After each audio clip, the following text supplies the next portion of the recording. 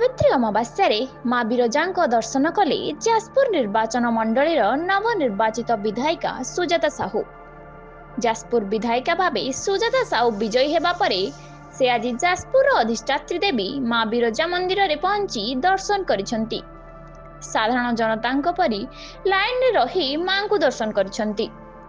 से निजे सावित्री व्रत पालन करी माँ विरजा दर्शन करने सहित जाजपुरवासी आशीर्वाद कामना करिसेंती।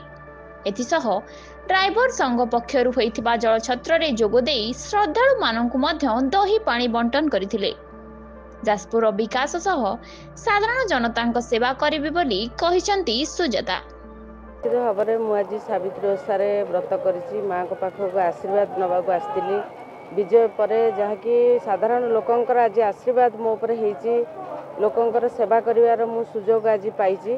तेणु आज एठी हजार हजार भक्त माने आसिकी मध्य माँ विरजा पाखरे समस्ते निज निजर कामना करुचंती शुभ कामना करुचंती। मु मध्य आज जनसाधारण पाई निर्वाचन मंडलीर समस्त जनसाधारण को पाई माँ को पाखरे आशीर्वाद करिवि जे माँ को आशीर्वाद मागिबी जे समस्ते माँ आशीर्वाद करती समस्त परिवार समस्ते भलरे रुहतु सुखरे रुहतु।